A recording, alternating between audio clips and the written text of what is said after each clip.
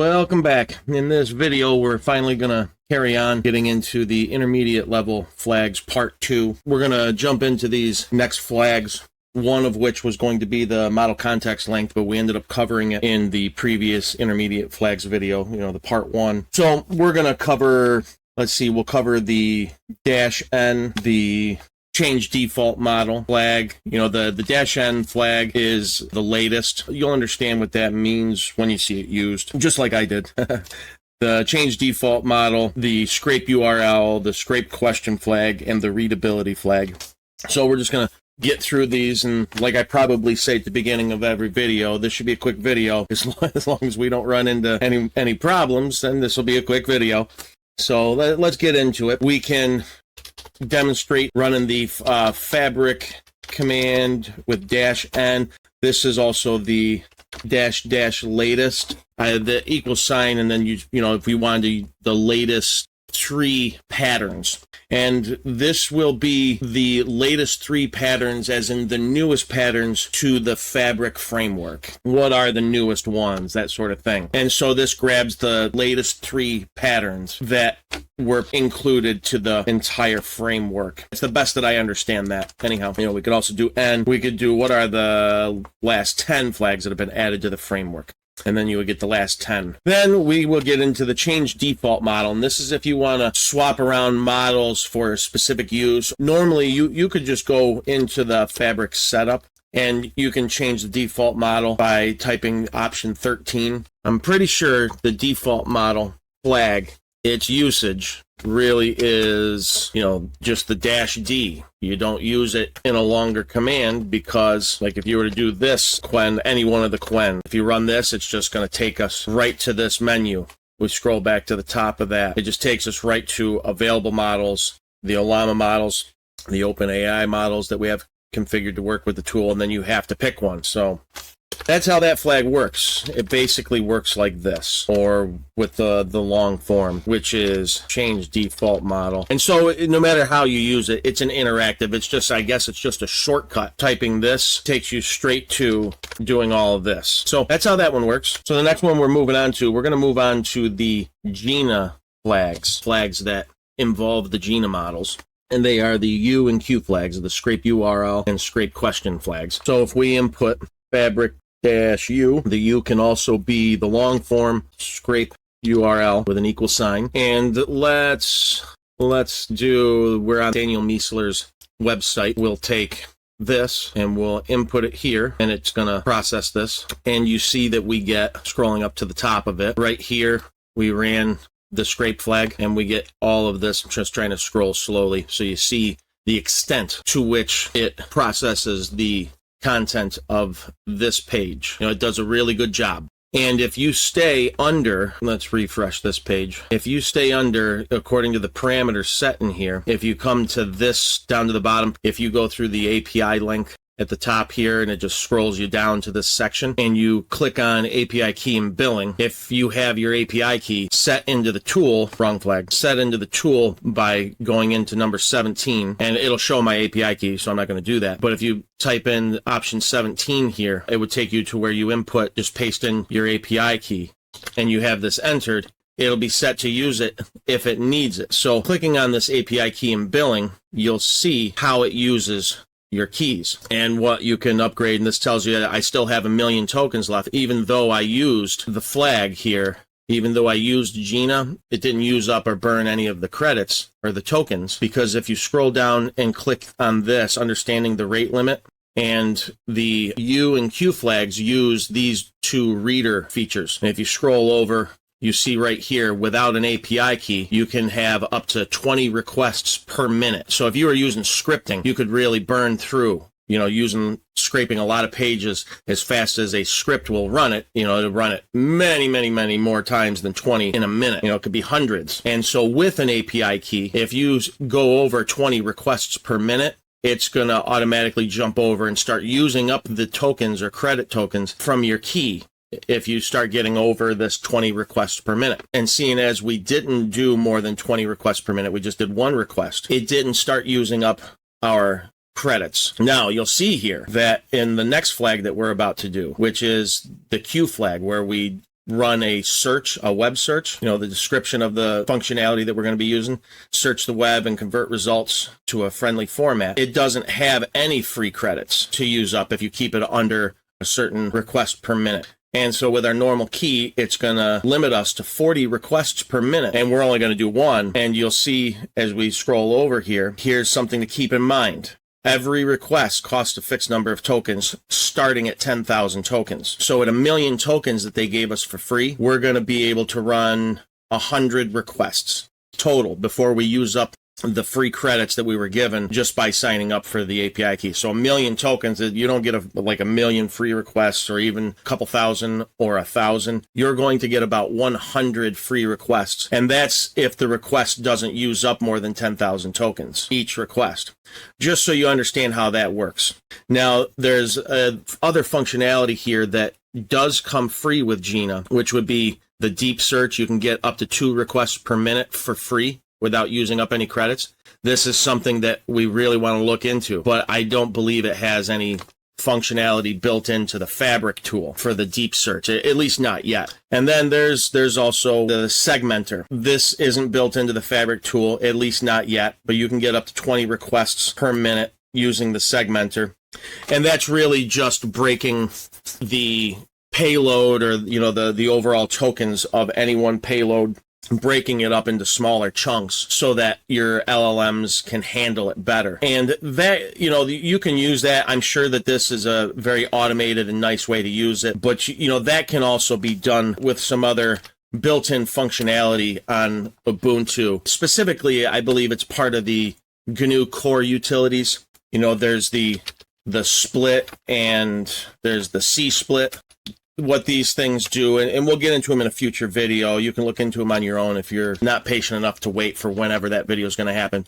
But what the split tool does is you can send it any body of text or inline, and then there's a flag that tells the tool how many sections you want to split something into. The split tool allows you to split a large body of text up by byte size. You can also specify the number of chunks, like the N flag, generate the number of output files. And what it'll do is wherever you are in your file system, it's going to spit out all the different chunks that you split a larger file into. And it's going to split it out right into that directory. So that this is one way that you can do that on your own system. And so I don't know if the Fabric guys are ever going to put the segmenter. I don't know if they're ever going to integrate the segmenter into the Fabric tool. Maybe they will, maybe they won't. If they do, you would be able to use for free up to 20 runs in a minute. But the deep search, in a future video, we should do the GINA deep dive. It's a really cool ecosystem or framework or whatever you call it that GINA has set up for us. And so with an API key, you can use all these things. But like I said, the only 2 things out of all of this, all of these functionalities here that Fabric has built in are the rendering of HTML from a web page into something readable and the web search. And like I said, to use the web search at all, you have to come in and sign up for this API key and put it into the Fabric tool. That's a must to use it at all. And then, again, just to be clear, you're going to get to run it pretty much a maximum of 100 times. If I'm understanding this correctly, it starts at 10,000 tokens per request. And with 1 million tokens, you're going to get about 100 requests at a maximum. There might be some things that you do a web search on that for some reason it chews up more than 10,000 tokens on that run. So just so you understand what's happening here when you're with the Q and U flags. If you get to using the Q flag quite a bit, more than 100 times, then you'll have to, again, under this API key and billing, you'll have to purchase one of these things. And, it just explains what the free tier is. You would have to buy, like the 1 billion tokens. And so if you spent $20, you would get quite a few. As long as I'm not screwing my zeros up, 1 billion tokens divided by 10,000 tokens per request, that should, is that 100,000 web searches? If you're using this normally and not in a business, that'd probably take you a lifetime to use that up. So it's like $20 for a lifetime. As long as there's no expiration, if it doesn't expire annually or something like that, which I haven't found unless it's sitting right in front of me and I'm not seeing it. That I don't see anywhere where it says that it expires annually, and definitely I wouldn't think it would expire monthly, because then they would offer a smaller tier than 1 billion tokens. But so 100,000 requests, 100,000 web searches with the Q flag for $20, that's a pretty good deal in my book. And then for $200, you would be you'd be set for if you had a business or were somehow otherwise programmatically running searches left and right, like 1,000 a minute, things like that. Then for $200, that would still last you such a very, very long time. And if you were to spend the $20 and get 1 billion tokens, there's a lot of things that you can do here. Running the embedding API. Yeah, there's embedding models locally with Olama, and embedding models are kind of a dime a dozen thing, I believe. But the re-ranker, that has really awesome use cases. The classifier, obviously. There's once we get way further into things, we'll understand the difference between few shot, zero shot, things like that. And then you can really start using the deep search feature. And that's about all the time it's more time than I should have spent explaining what's happening with the GINA side of things, so that you can use the Q and U flags, because we want to stick to the topic of Fabric here. And maybe one day they'll integrate more of these features into Fabric flags. And we can do it well before then using extensions, I believe, which we'll get into however many videos from now. We can manually integrate.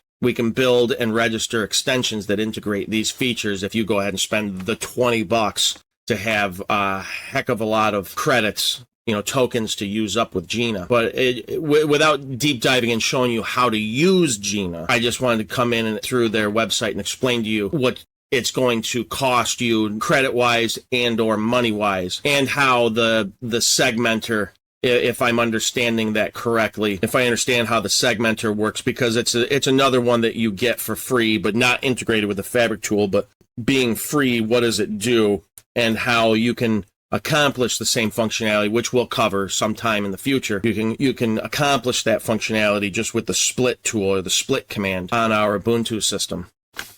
So enough of that. We'll get back to what we were doing. So we had run the Fabric U flag, we ran the long form, the scrape URL, but that could also be done with the U flag, like so. And it gives us pretty much the exact same output, which this is really friggin' nice to have, especially this one. If you stay under a certain rate limit, use runs per minute, pretty much stays free. If you stay under whatever it was, if you stay under 20 runs per minute, this is RPM is requests per minute, but we're running it. If you stay under 20 runs per minute, it pretty much doesn't ever cost you much of anything. It might not even ever get into your 1 million tokens, because I've run this a few times now, just live here on the video, and the refreshing the page and all that, this has stayed at 1 million tokens. So that's how that works. And we're going to see this start to decrease or decrement once I run the U flag for demonstration purposes here, which we can do. Let's see what happens when we run the Q flag. See how it does with this. What does Daniel Miessler think about how to use AI? Let's see. I don't know. I don't know if this is using actual LLMs to really query on the GINA side of things, or if it's just running a web search. So let's scroll. We're just scrolling up. So here's where we started with our query using the Fabric Q flag. And these are all the results, and it came out with a lot of results. I didn't give it a website or anything like that, or a URL. This is just what it's coming up with. And it went straight to this web page or this URL, and it's pretty accurate. It pulled up a pretty precise place online, and there's some images that you could click through to. Prompting is clarity is the title of this. These are use cases that I've read in specific articles by Daniel Miessler, and this is given so far, and this is a very, very, very beginning of the response from the GINA integration here. Talks about the extract wisdom pattern. His idea is nothing compares to precise articulation of intent. It's surprisingly, this thing is nailing it so well. This is so much better than any Google search. Wow. So that's basically the first result, I guess. Here's another result. And do understand that there's certain things you can do if you run text processing in the command line, whether it's using Ubuntu built-in, GNU core utilities tools, which, by the way, in like another 6 or 9 months, Ubuntu is dropping GNU core utils and picking up some Rust utilities. And I don't know if that'll be different tool or keywords or commands, or if they'll be the same. I have no idea. But rest assured, you're going to have all the same functionalities that we still have with GNU core utilities. Maybe more, maybe exactly the same, who knows. But when you run command line tools, you can start to filter. Like you could run one command where anything that starts with a star is deleted because that's a link that you don't need. You could start to clean and process this text up so that for automation, so that you can send it on to further fabric patterns and things like that. But this gave a lot of content just running this simple question with the fabric Q flag. And a simple question. This gave a ton of content. And a lot of it, this is technically a white wall of vomit. There's things that you can do to make this prettier. We could try piping it to glow. Believe me, there's at the command line at your terminal, there's the fold and format commands that pretty print, whatever you call it. Things that are printed to standard out, meaning out to your terminal. There's the rich CLI tool that we can build. There's all kinds of stuff to pretty print all of this content. There's a lot of stuff here. And, again, a lot of it's mixed in with stuff that we don't need, links and things like that. This is long, and there's a lot of sections that are really applicable to our question that we fed it. Because of this length, that's probably why GINA has built in things like their segmenter to break things up. And their segmenter probably is really good at breaking it apart from the format of their own features. Like this, the GINA request. They're both called Reader API, but this one that you use to do a web search. So their search feature, their search Reader API search feature kicks out a certain format, I bet, all the time that their specific segmenter is really good at parsing. I'm betting a nickel on that. And again, it's nothing we can't accomplish with our own tools like Split, but I'm just scrolling down a lot of the content that it found. There's a lot of links and things like that, but there's a lot of stuff in here that you really might find useful if you were able to parse it quicker than scrolling through the white wall of vomit like I am right now. Because this is laborious, this is tedious, and this is not where automation is supposed to get us to, right? We're not supposed to use automation so that we can end up at a white wall of vomit like this. And so we want to use other tools. And we could, if this were of a certain length, let's take a look real quick, going back to the top. So that's where we use the -U flag. And here's where we started our web search with the fabric-Q. So if we were to take all this, wow, this is a lot to click and drag. So we'll copy all of that. There's actually quicker ways to do that. So now that we've copied all of that, we can use PB paste to pipe it into things. And so let's do PB paste and see taken. We're going to Liam Neeson this, right? So we'll put it into our token counter, which, remember, we can use TCNT and see if it can even handle this. So the fabric-Q flag with a basic question did a web search and spit back out at us 36,000 tokens worth of response. And that doesn't really help us for automation unless we're able to parse it programmatically, meaning automated. So in a future video, we'll get into how to do that, and because it can be done, absolutely. I'm trying to show you how to use these flags, and I'm already going down various rabbit holes. And I guess that's only because showing you how to use a flag and then leaving anyone unable to use the output of it, then why did I even show the flag, right? So I just wanted to make you aware of what's happening, where to gain context on what's happening so that you understand and you're able to figure out on your own, or you can start to anticipate how I'm going to solve these problems in front of you. So that's as far as we're going to go into the Q flag. The U flag, straightforward. It gives very nice output. The Q flag can overload us or inundate us with information, as is evidenced by the very first time we ran it, we got 36,000 tokens worth of response. And so if you tried to run this, if we just tried to have an LLM clean this right up for us, we would have to immediately have our context window blown open a little bit. So if we did PB paste and tell Fabric to extract wisdom, right? So we send via PB paste all those 36,000 tokens worth of response from the Q flag, and we pipe it to the extract wisdom. We know right away, because we ran the token count, we know right away that we have to open our context window to something larger. That, you know, we need to be over 36,000, and we want to have the Fabric tool give us any kind of decent response. And honestly, I have no idea how Llama 3.2 3B is going to handle this. I just know that at almost 132,000 token or context window limit, it can handle this when we open up our window.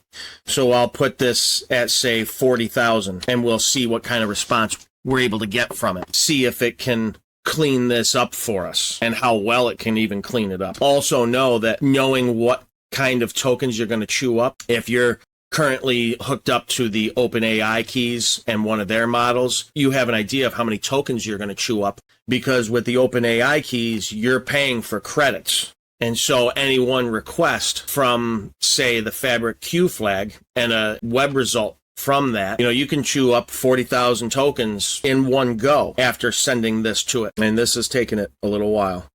Here's another consequence of blowing open your context window locally on your system, is you start to see how slow this can be responding, and that's because you're chewing up a lot of compute on your system. If you have a system with no GPU at all and you're running strictly on CPU, this is what it's going to look like.